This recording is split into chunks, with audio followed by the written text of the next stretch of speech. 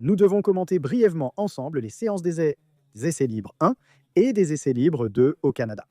Nous avons vu que Charles Leclerc est allé dans le mur, il a commis une erreur, mais même Lewis Hamilton a commis une autre erreur au virage serré. Cependant, lui n'est pas allé dans le mur.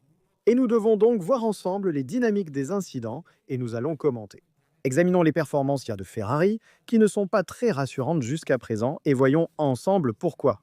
De plus, nous devons également examiner les déclarations de Vasseur, qui, pour la première fois dans sa carrière chez Ferrari, s'est prononcé contre la direction. Et voyons aussi ses propos. N'oubliez pas de liker, de vous abonner et d'activer les notifications pour ne manquer aucune vidéo, je compte sur vous. Un like de soutien est fondamental pour soutenir le contenu. Nous regarderons aussi la télémétrie et en discuterons ensemble. Cela dit, je veux commencer d'abord en commentant les temps des essais libres de... Alors, regardons un instant le classement. Nous voyons une Mercedes devant, donc Russell en première position, deuxième position pour Norris, troisième position pour Antonelli. Une Mercedes en première et troisième position avec un grand bond en avant, également grâce aux modifications apportées à la suspension arrière. Et il l'avait dit, D1, le Canada pouvait être un circuit favorable à la V6. Toto Wolff l'avait aussi dit avant ce week-end, et nous avons vu une excellente Mercedes, surtout sur le rythme en qualification. McLaren reste la favorite malgré le besoin d'améliorer le rythme de course, selon Norris. Piastri a eu un peu plus de mal, mais je veux commencer par commenter l'autre partie. Classement Albon Fourier, Alonso Favi. Donc attention, une Williams et une Aston Martin sont placées de devant la Ferrari de Hamilton. Même Sainz, donc attention car il y a les deux pilotes Williams et l'Aston Martin avec Alonso. Elles peuvent être des rivales de Ferrari dans la lutte, surtout en qualification. Donc attention en qualification, parce que Ferrari sera là, en lutte. Pas seulement avec les meilleures équipes comme Mercedes et McLaren qui semblent favorites en qualification. Je les laisse de côté. Mais Ferrari n'est pas seulement en lutte avec Red Bull, elle est aussi en lutte avec Williams et avec Aston Martin. Et donc elle se battra pour cette potentielle 5e ou 6e position que l'on voit désormais cette saison. Hamilton s'est avancé. Je l'ai déjà mentionné auparavant, mais je tenais à le redire. Leclerc a commis une erreur lors de la essai libre. 1. Il est allé dans le mur et a donc manqué la essai libre. 2. Tandis que Hamilton a fait un tête-à-queue. Regardons un instant les épisodes qui se sont produits avec Hamilton et Leclerc. Puis nous commenterons aussi les propos de Hamilton après la première journée d'essai.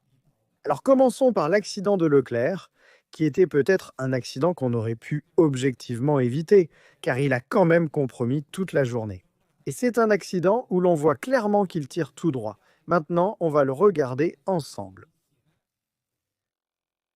Dans un virage où normalement on ne finit jamais dans le mur. Regardons ici la sortie du virage 1-2, la chicane. Et avançons ici à l'entrée. Maintenant, on voit qu'il entre. Leclerc bloque la roue avant droite, on le voit clairement. Et ici, il n'arrive pas à prendre le virage, c'est évident. Il doit soit tirer tout droit, donc utiliser l'échappatoire ici à gauche, soit essayer de prendre le virage à droite, mais avec le risque de partir en tête à queue. Il opte pour une solution intermédiaire, ne se positionnant ni totalement à droite, ni totalement à gauche. Il reste au milieu, mais au milieu, il y a de l'herbe qui est très glissante. Ensuite, à Montréal. Et donc, il va percuter avec l'avant gauche et donc casser la suspension. C'est un désastre pour Leclerc qui s'excuse immédiatement. L'accident est très grave pour être honnête.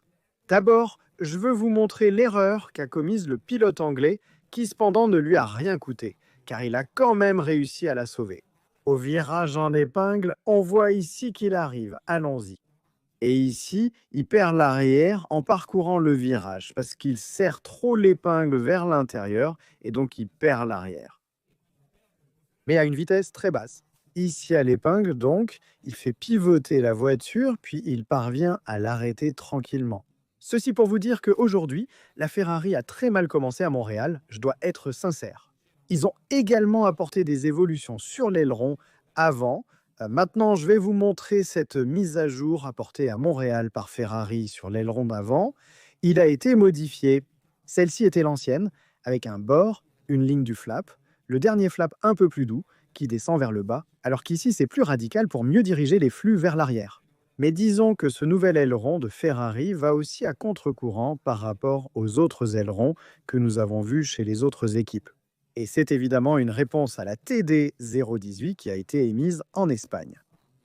Mais au-delà de ces petites modifications, la modification de l'aileron avant à porter, bien sûr, est une première étape pour essayer de trouver la bonne direction. Mais les autres équipes, pensons par exemple à McLaren, même McLaren a modifié la suspension. Littéralement, regardez ici à l'avant, petite modification sur la partie extérieure. Là, il y a une lampe, bien sûr, il y en a une. Ensuite, modification des bras de suspension avant. Modification du bras arrière, c'est-à-dire du bras de suspension avant le bras arrière. En somme, beaucoup de modifications structurelles, signe qu'ils savent quelle est la bonne direction à prendre. Et ces modifications sont dues, évidemment, aussi à la TD 018, mais même Mercedes a modifié la suspension arrière. Je l'ai déjà dit tout à l'heure, les autres équipes apportent de grandes innovations. Ferrari continue d'attendre et de repousser les mises à jour, que nous verrons désormais en Autriche, avec le nouveau fond plat. Et on parle aussi d'une nouvelle suspension arrière. Mais à Silverstone, vous comprenez bien qu'en termes de timing, nous sommes toujours en retard par rapport aux adversaires. Et ce qui m'a le plus impressionné, ce sont les paroles de Hamilton à la fin de cette première journée. Au Canada, sans avoir les mots exacts, pensez-vous qu'il a heurté le mur?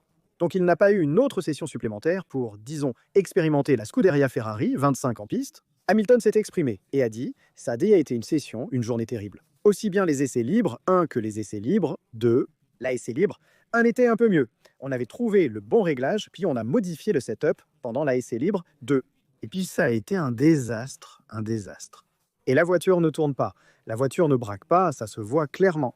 Maintenant, je vais aussi vous montrer l'onboard de Hamilton, parce qu'il faut voir, donner à l'appui, ce que Hamilton pouvait faire et comment Hamilton conduit cette Scuderia Ferrari 25. En effet, si on regarde ensemble le temps de Hamilton avec les pneus tendres, on voit clairement qu'à certains endroits, il n'atteint même pas le point de corde. Continuons, s'y prend plutôt bien cette chicane 1-2. Attends une seconde, je coupe le son.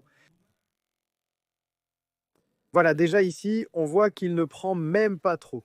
Le vibreur est un peu plus éloigné pour faire tourner un peu plus la voiture et garder une vitesse de pointe plus élevée en trajectoire. Utiliser le vibreur déséquilibrerait légèrement la monoplace, ce que Hamilton refuse de faire.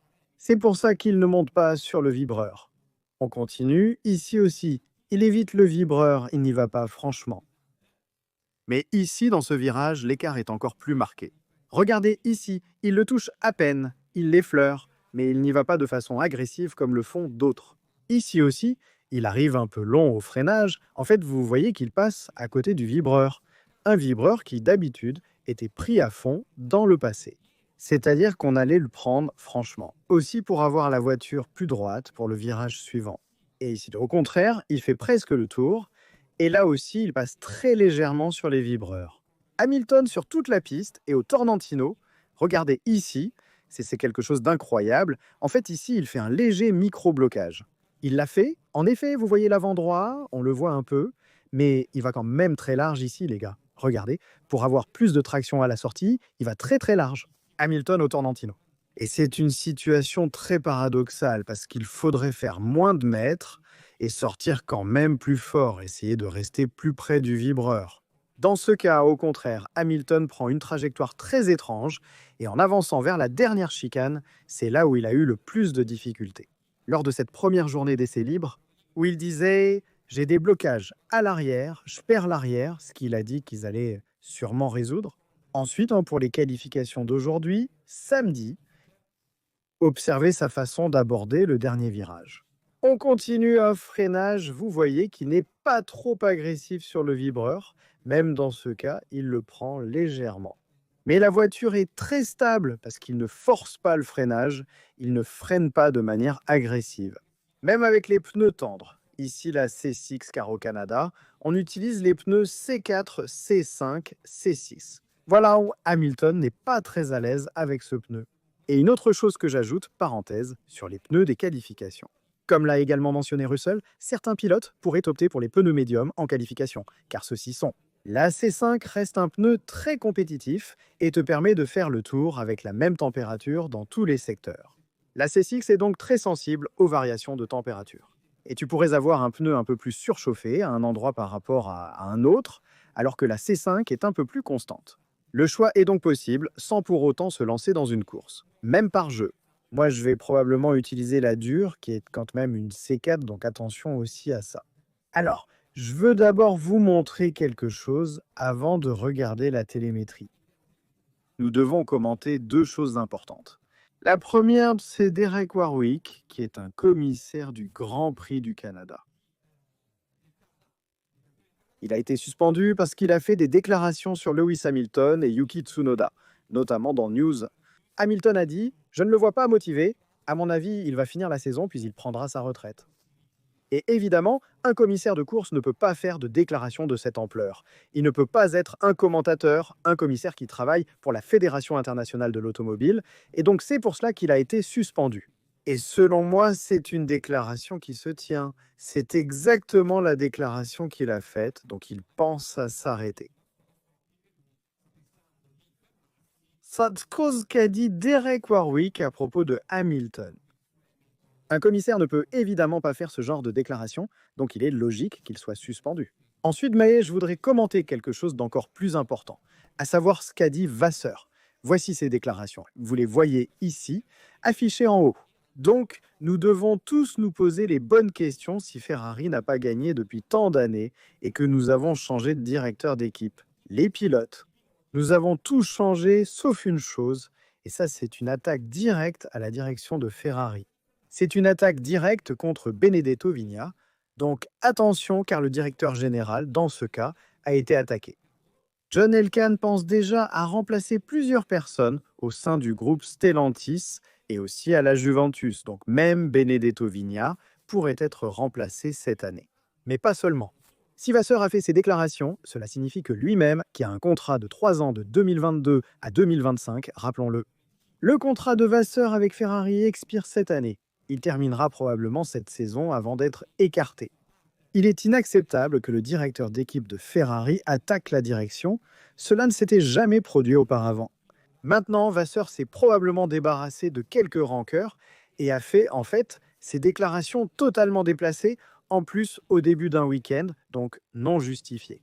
C'est quelque chose qui pèse beaucoup, et cela nous dit que Vasseur est probablement hors de la gestion de Ferrari pour les prochaines années.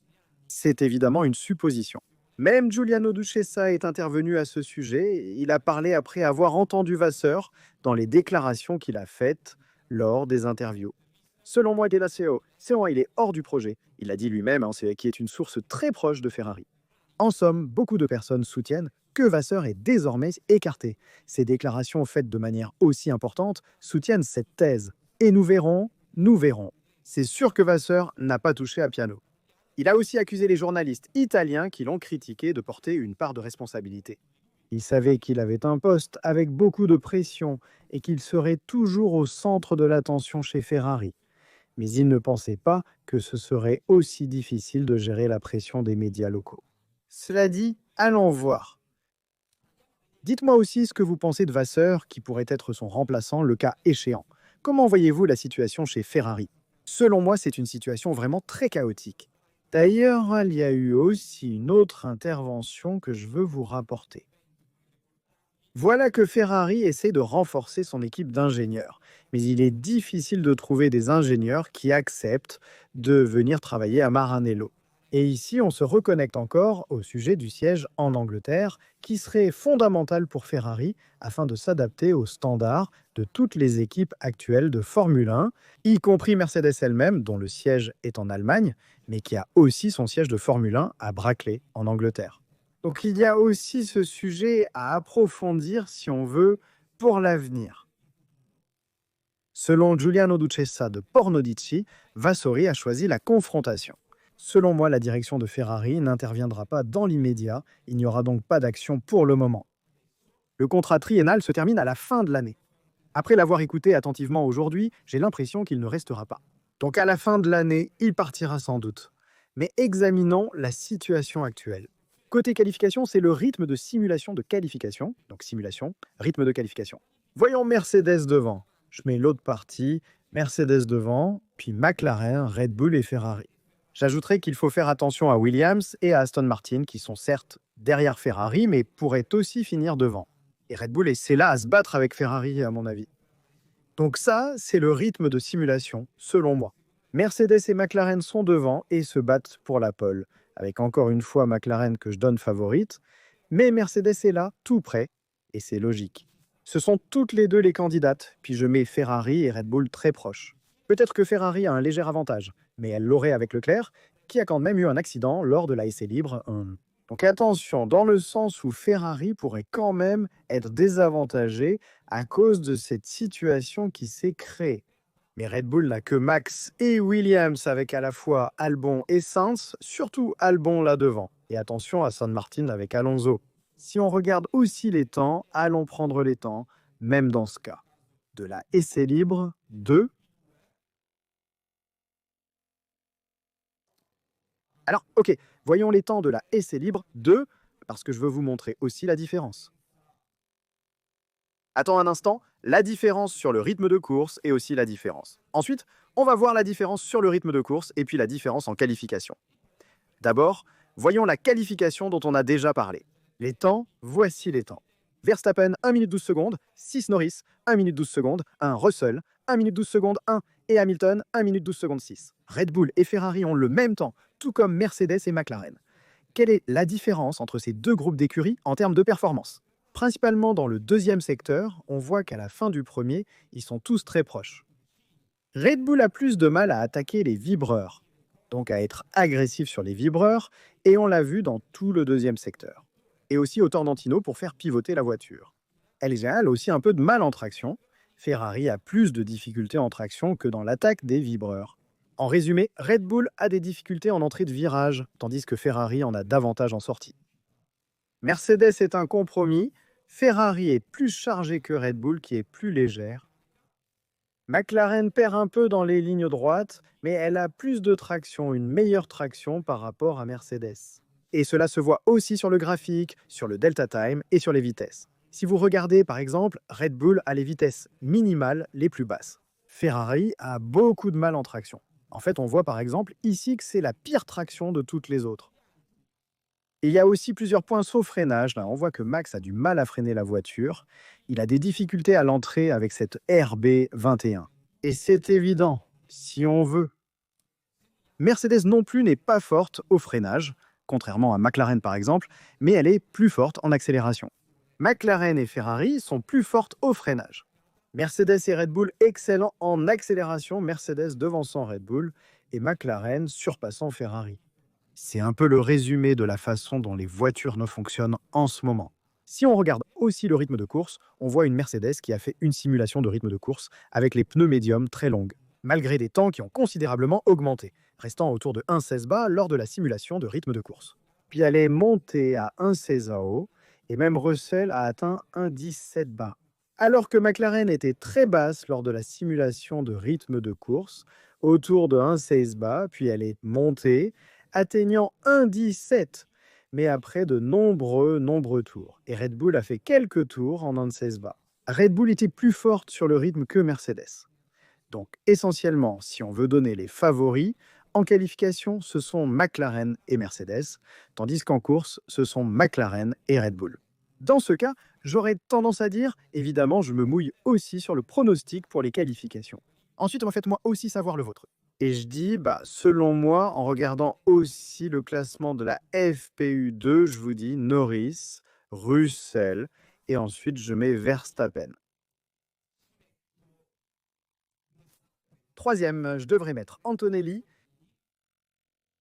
Je pourrais aussi mettre Antonelli ou Piastri. Non, allez, moi je fais Norris, Russell, Piastri. Allez, Norris, Russell, Piastri. Voilà mon pronostic pour les qualifications. Dites-moi aussi le vôtre dans les commentaires. Évidemment, donnez-moi votre avis sur tous les sujets que nous avons abordés dans la vidéo. N'oubliez pas de liker, vous abonner et activer les notifications pour ne manquer aucune vidéo sur la chaîne. Nous allons analyser les onboards, les télémétries, les temps, tout ça. Et ici, pour l'instant, c'est tout. On se retrouve à la prochaine.